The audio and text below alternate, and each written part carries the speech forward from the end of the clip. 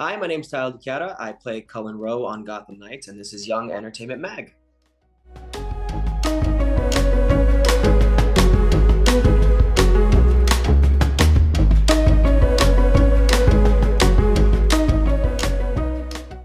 Well, I'm Daniela with Young Entertainment Mag. Thank you so much for joining us today. We are so excited to chat with you, and we know our fans are like even more excited. So thanks again for joining us. Oh, thank you, Daniela, for having me. I'm excited to talk. Totally. So, what was your first introduction to the DC universe? Oh, my first introduction to the DC Universe actually was Batman, The Dark Knight, with Heath Ledger's Joker. Yeah, Hmm. that when I was growing up, that was my all-time favorite Batman movie. It's kind of ironic that Batman was my introduction into the DC Universe. But I didn't know much of the comic book world. So Batman Eternals, which is the comic book that Gotham Knights is surrounded by, is very new to me. So Cool. That was such a good movie with Heath Ledger. That was like a I don't want to say a childhood staple because I wasn't like, 5 watching it, but I remember yeah, being younger and being like, "Oh my gosh, like it's just one of those films that sticks with you."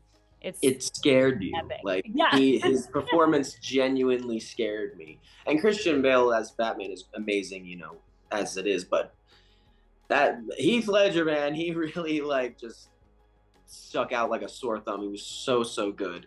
Totally, right? Okay, so what was the audition process like for you? And who did you have a chemistry read with? I actually had no chemistry reads with anybody. It went really quickly. I got the audition, then a week later, I got a call back. And the next week, like they got back to me with the director and writer call back, and then I got I got it. It was very like fast paced, which I was very grateful for because usually actors we don't have it easy, so you can either hear things back or you never hear things back, and luckily I'm just so grateful to have gotten the part. But Totally. the audition process was actually really fun. I enjoyed meeting the director Danny Cannon and the writers for the first time, even though the first time that audition, the final audition that I had, there was construction going on in my building, like right outside my door. And every single time I tried doing it, I would have to do this audition whilst there was a huge drill going off. But I did it, and that was actually one of the things they said, that they're like, listen, Gotham's loud, so you kind of was like, listen, if he can act through a drill, he can act in Gotham. I'm like, you know what? Yes, I will use that to my advantage. Sure. Yes, it was actually it was all like sham. I had it planted out there.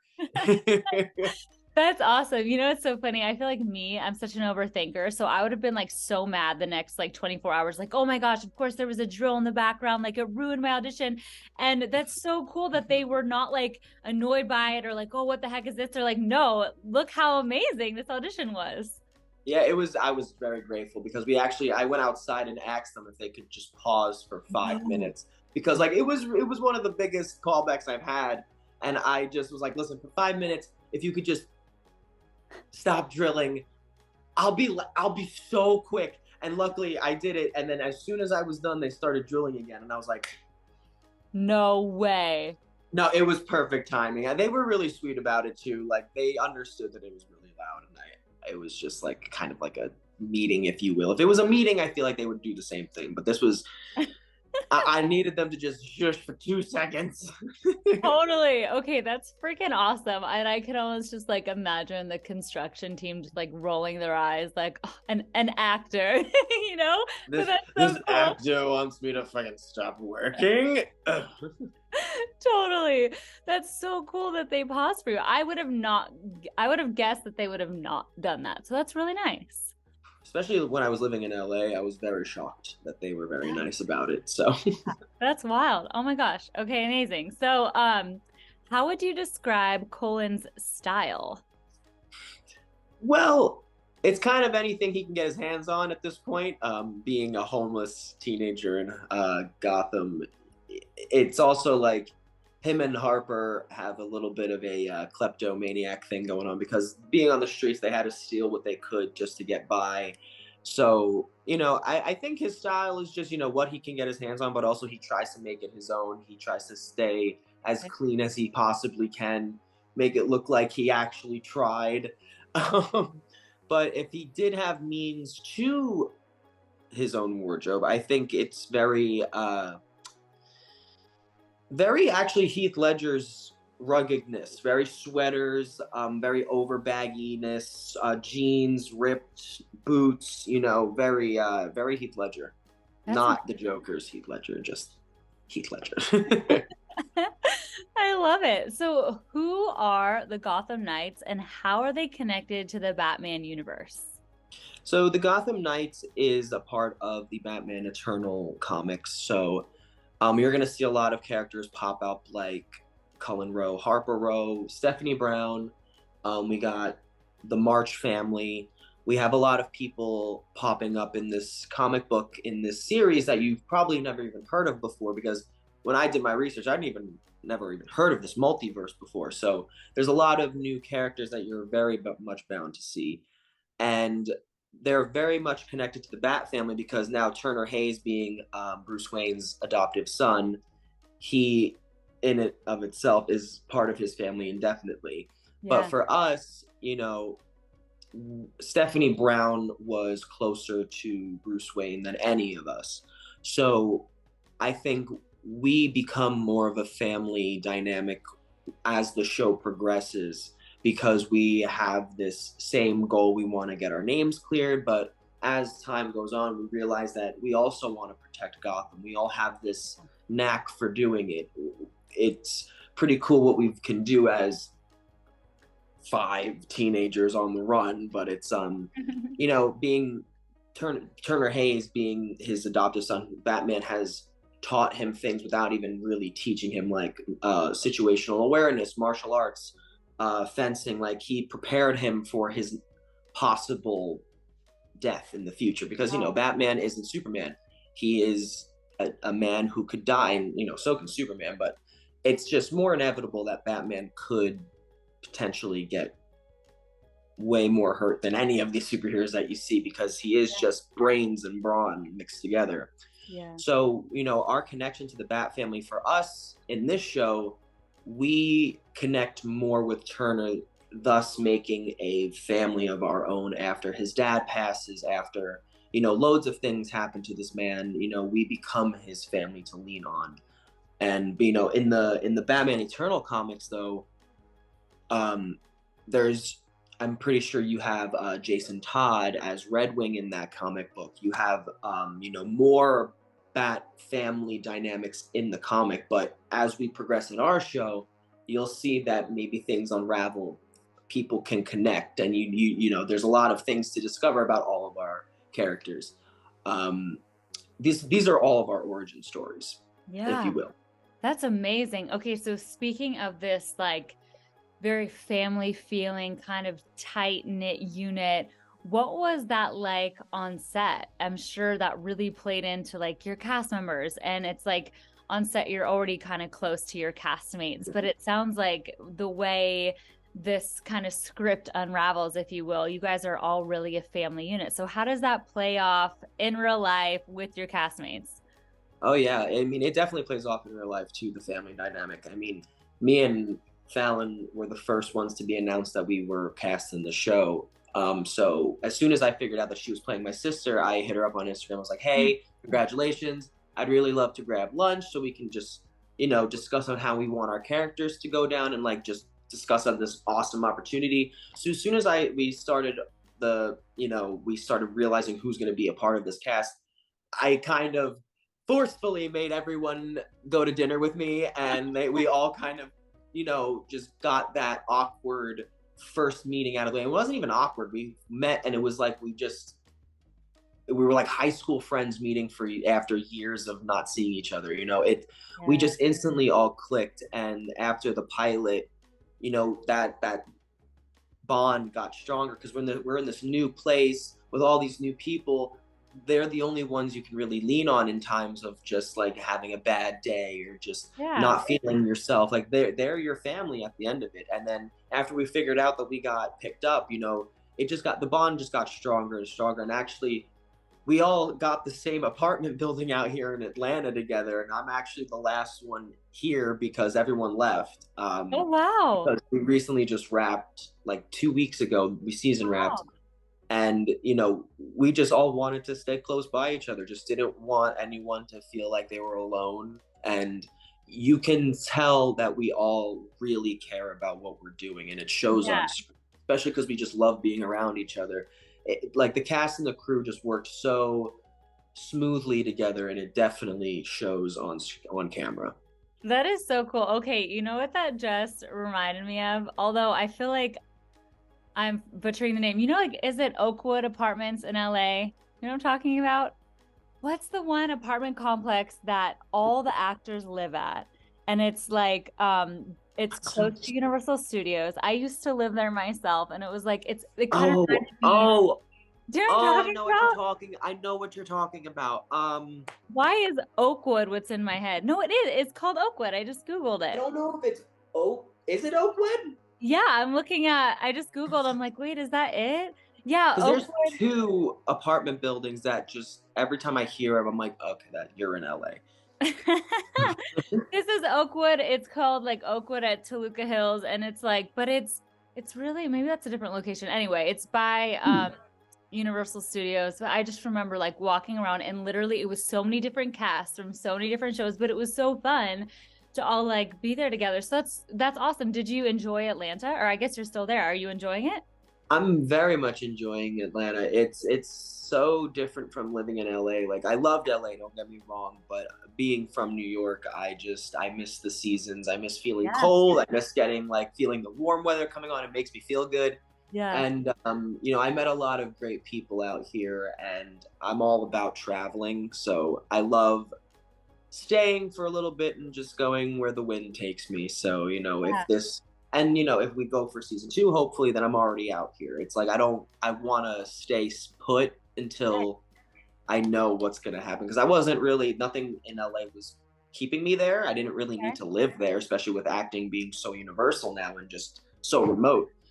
So yeah, I'm just going to chill in Atlanta until we figure out about season two. That's amazing. I love that. It's so fun to try new places. I went from Southern California to Tennessee. I tried out Nashville for a bit. Oh And it's wow. kind of like I would drive to Atlanta. Atlanta's really fun. But yeah, it's fun to like try out different areas and just kind of see how you vibe. And the people are so different. And Oh yeah. whenever I talk to actors, just because so many things film in Atlanta, everybody tells me like that they feel like it's so much harder to drive in Atlanta because the way that the streets are, and like the traffic lights are like hanging on the wires or whatever. And they said that always throws them off. I thought, oh, that's funny. I kind of like it. I mean, it gives it Yeah. character. I mean, Yeah. I don't drive out here because it's just I don't want to drive. I'm a little lazy. Coming from New York, listen, I don't like driving. It's annoying to me. If I I don't feel need that. to, I'm not gonna. So I live near a bunch of stuff that I'm just walking distance to because Oh, that's I'm a perfect. walker. I don't If I don't need a car yet, I'm not gonna own one. Yeah. I'm saving as much money as I possibly can because we don't know where season two's going. So I need to save my money. I feel that. That's it. What's the term? There's a term now.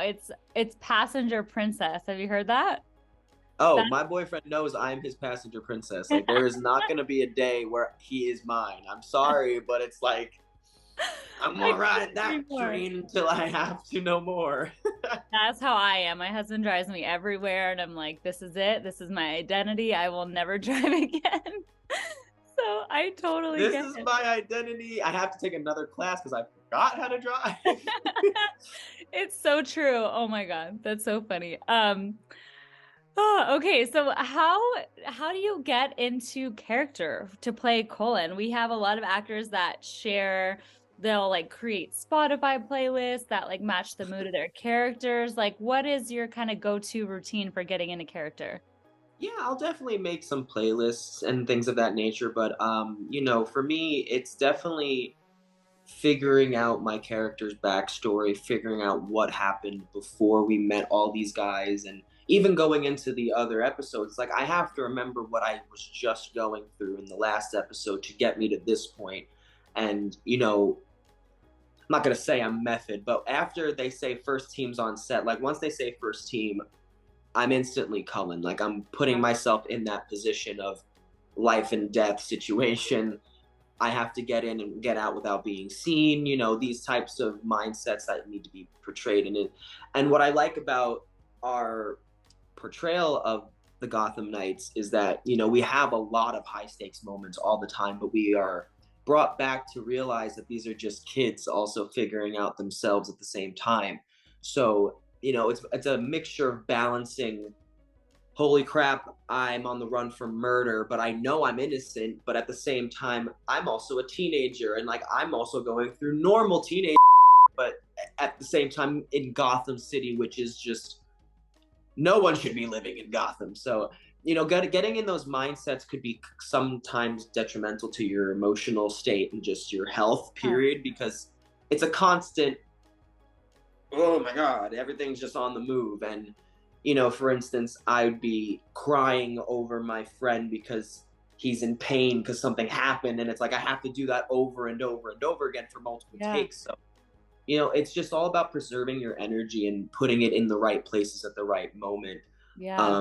When I go in my cast chair, yeah, I'll, get my lines prepared. But when I'm in the chair, I kind of like to just relax because when I'm on set, that's when I'm no longer Tyler. That's not me anymore.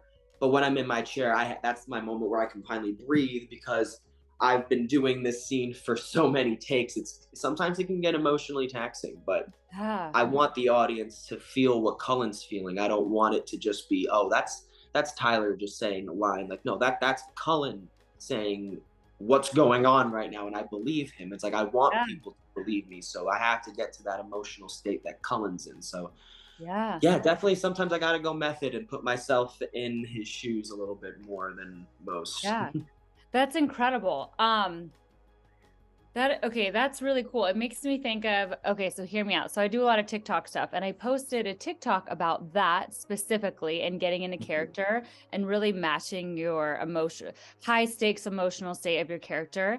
And I had a lot of actors, comment and engage with it. But I had a large chunk of them say like, okay, wait, but you have to be so careful. And I think this is why the post went so viral, was because it was so what's the word, people were arguing in the comments, but they were saying you've got to be careful because you have to have a go-to way to snap yourself out of it or gently bring yourself out of that emotional state, because like you're saying, it becomes so real. And that's why you're such an incredible actor, because you make it real, which is like phenomenal. And it's something that people aspire to do their whole life, is to be able to get to that, state in their career. So like, how do you snap out of it? How do you take care of yourself emotionally when you're in those moments or coming out of those moments?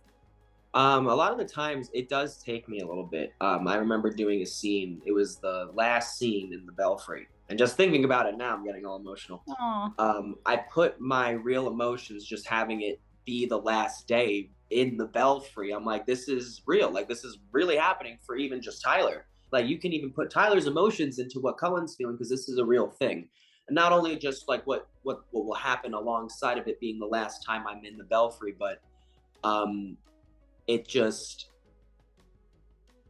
you know, I had to like kind of just take a walk around the stages a little bit, just kind of take a breath, go to the castmates and be like, hey guys, like this scene's really rough. Like it's tough one. I gotta cry it out. I gotta talk about it, and they will. And like, if I didn't have them to cry on, to just talk about how else this is making me feel as Tyler, it would have been bad. And also, going to therapy helps greatly too, because it's like you need to be able to discuss like, why was it so easy for me to get to this point? mm-hmm. There's deeper rooted feelings around getting to these points so easily. So, the pulling yourself out of it is just, as long as you know that this is a character, this is someone totally different portraying an emotion that you, Tyler, are not feeling, then you're good. It's like, I know I'm okay. I know that I will hopefully be here one day again. But my character, in his moment right now, he thinks he's never going to be here again,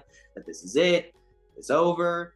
But, if it's a roller coaster, but Yeah. you find ways to just know and how to, you find ways to separate them too. It's kind of just like, you can't teach that in acting class sometimes. It's got to be a learn on the job kind of thing, because you really don't understand the fast pace of TV work or film work until you're actually in it. So Yeah. the time where you're in your cast chairs or in your trailer where you're waiting for the next scene to come up, take that time to just be like, okay, I'm fine. That was a rough one. Just acknowledge that it's rough and just move on. Do something that helps you move on. Like I'm a little gym rat. I love working out. So if it was a rough scene, I'd go to my room. I'll put some really nice music on that makes me happy, and I'll just do a little workout just to release the emotions, shake it off, if you will. I remember the writer Natalie came up to me after I was just having a little bit of a moment. Because when you get emotional too, you can kind of just stutter your lines. Lines just kind of go everywhere. She just looks at me and goes, "Hey, you got it. Just shake it off. Just shake it off." I shook it off, and then the next take, boom, got it done. So sometimes you can get too much into your head thinking about the scene too. It's really a learn on the job kind of thing. Just don't get too caught up in what your character's feeling, because that's what your character's feeling. You're not feeling that. Yeah. Wow. That's incredible. That is so powerful. Thank you for sharing all that. That's pretty cool. You know what this just made me think of too? Have you had a chance to watch Outer Banks on Netflix? Not yet, but everybody's Okay. been talking about it. Yeah, I just had this kind of like little vision slash thought of like your posse on your show. I feel like they would run with the Outer Banks kids because it's the same thing. It's like this high stakes, there's murder and there's all this stuff going on. But at the same time, like they're kids and they like, have classes that they're taking. And it's kind of like the two worlds colliding. And that's what makes it so fun. So anyway, I just thought of like, you guys in another world, your guys' posses might That's the collide. multiverse. The multiverse. But it's what's cool is like, you really don't see Cullen, Harper, Duela be normal kids. They've always been either on the run, homeless. They've never been normal kids. The only normal kids that you'll really see is Turner, Stephanie, Kerry, and Brody. These three that are coming along just are looking through this mirror, if you will, through these kids that they want to be. They want to be normal, but now they can't. Like they have a whole more mess of shit to deal with. So it's like some of these kids aren't normal and don't have that luxury to go to class now to be a normal child because they're pinned for murder. And they had to do, but they had to like, fend for themselves their whole lives. It's like been 2 years for Harper and Cullen. So, oh my gosh. And for Duela, being the Joker's daughter, living in Arkham for a majority of her life, she's never like that no child should be raised in Arkham. That is a place. And you'll definitely see that vibe to her throughout the season. Like I personally love Duela. She is my fan favorite, especially in the comic book. She's nuts. Like I love Little Crazy. It's so fun. I love it. Okay, so do you have any fun, like something that sticks out in your mind as like a really fun behind the scenes moment that happened with the cast? Something that like made you laugh or just a really fun moment? There's so many. Oh my gosh. I mean, if you're gonna talk to my sister Fallon Smythe, eventually she'll probably tell you the same story.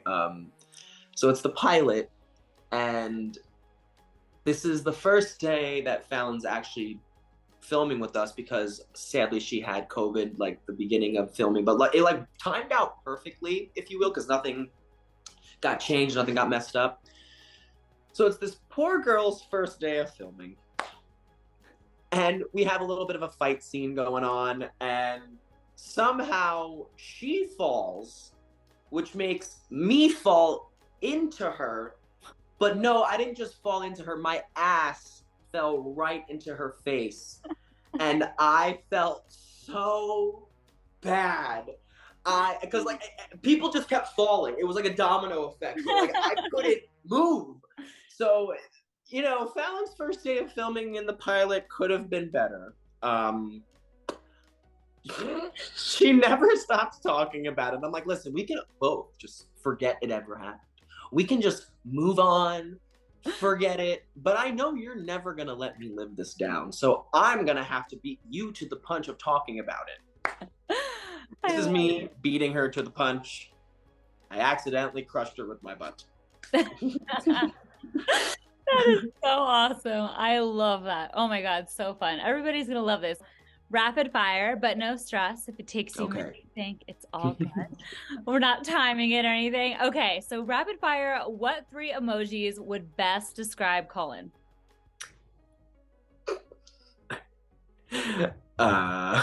Any food emoji, bat emoji, and a paintbrush. Ooh, I love that. That's so fun. Okay, what fictional characters, so it could be film, TV, book, whatever, would you ship with Cullen? Oh, I can choose any? Okay. Ooh, I'd have to do Dick Grayson's Nightwing. That man. I love it. If you had to change your hair color for a role and you got to pick what color that would be, what would it be? Silver. Ooh. Mm-hmm. I could see that. I've always wanted to be Danny Phantom. Oh my gosh, I could see it. Okay, amazing. If Cullen had a Starbucks order, what would it be? Oh, double shot espresso mocha. This is so fast. I love it. You're like, yeah, you said rapid fire. Okay, so what's your go-to Starbucks order as Tyler? Oh, I kind of like the Starbucks white mochas with a triple espresso. I go hard. I love espresso shots. Have you tried their flat white? No. It is, what is that? So good. I couldn't even really tell you what it is. I got it for the first time like a month ago, and I was like, okay, where has this been my whole life? But it's some form of a latte. There's definitely espresso in it. It's hot. It's not an iced thing. It is so good, and I get the flat white with white mocha. You gotta try it. It's amazing. Write it down. Seriously, it's my new go-to. It just makes you feel like you're in Italy, or I don't know, just some fancy place getting like a great espresso drink. You had me. Just that white chocolate. I'm good. I'm going. I love it. Okay, favorite on-set snack from Crafty? Oh God, I had so many. A cup of noodles. Those things kept me alive. I know it's not really a snack, but like, let me tell you that those saved my ass. So good. That's like a staple. I love it. Mm-hmm. Okay, so have you heard of like what an ick is? Like, oh yeah. Okay, I figured. Just thought I would ask. Okay, so what is your biggest ick in like a relationship or dating as Tyler versus like what you think Cullen's biggest ick would be in a relationship? I think we go hand in hand with just basic human decency and bare minimum. Cleaning up after yourself. Listen, I'm all about cooking. I'm an Italian man. Do your thing. But if you don't clean up after your damn self when I clean the kitchen, ick. Ick. That's awesome. I love it. Okay, nailed it. It's so funny because my poor husband, he cooks. He's amazing, and he's always like, "Can you just clean up after yourself?" And I'm just like a space cadet, and I just like I have to make myself notes like clean up after yourself. Like something's wrong with me. It took me a while to clean as I go. Like I'm not judging you. I'm judging others. No, I need to get my act together. No, seriously. So like what's gonna be in your celebrity rider? Let me tell you something. I am one cheap date. I'm a humble bastard. When I walked onto that set, I got my own stuff because I didn't want other people to get it for me. So, oh God, I really like I could speak for the whole cast. Like we all did not want anyone to lift a finger for us in that aspect because we're all so new. And even if we were Leonardo DiCaprio status, my mama never taught me to do that. If I broke my foot and I couldn't get down my steps, and I needed someone to bring me something, it would have been a can of Coke. Those things, like, I even, like, in between takes, like when I couldn't do anything and like I would have someone, like, because I was thirsty or something, I would be like, can you please get me a can of Coke? And I'm so sorry to ask you this. Like, it would hurt me to ask them to do this stuff, even though, like, it's their job, but like, I feel bad. Totally. But a can of Coke, that's my go-to. I feel it. A simple man. Or maybe like since you love to travel and you love experiencing everywhere you go, maybe like a full-on, not just a trailer, but like a built-out RV with all the things in it, custom made, tailored to Tyler, where you can drive it or have a driver, because you don't drive, take it from set to set to set wherever you film, so that you always have a home. I feel like that's a good one. Tiny home living is one of my dreams. So you kind of just described my dream living. Oh my God, if I can tiny home RV life it, that is my goal. So you know what? If they want to gift me an RV now, baby, I'll take it. Give me an RV. Give me a home.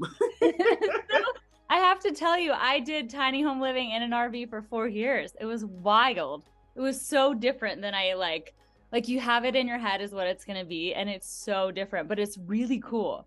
Yeah. Is the traveling what it's set out to be? Because like my thing is just, I want to visit every state. I don't want to stop going, you know. Totally. No, I think so. There's like an element of freedom where you're like, I have nowhere I have to be. I can just like, literally, it's like that you're looking, where am I going to go the next day? And you're finding like on the map, and then you're calling RV parks. It's really cool. It's also insane because it's like, when like stuff happens to the vehicle, or like, you know, every vehicle needs like maintenance check, like things happen and stuff. It's your home. So like there's higher stakes where you're like, oh wow, like I'm living in this. But like, no, it's really cool, but it's definitely an adventure. So you should try it sometime. I'm gonna. Let's say I'm gonna show up to season 2 with an RV. Like, hey guys, you should have seen the year I had. I've awoken. Yes, I love it. Amazing. Well, thank you so much for this fantastic interview. You're the best. We appreciate you. Thank you so much. I hope to talk to you again after the season is over and everyone's seen the episodes. Yes, season 2. Can't wait. Awesome. Cross my fingers. Well, thank you so much for everything. Thanks, Tyler. Okay, bye. Bye-bye. Thank you, and don't forget to subscribe to Young Entertainment Mag.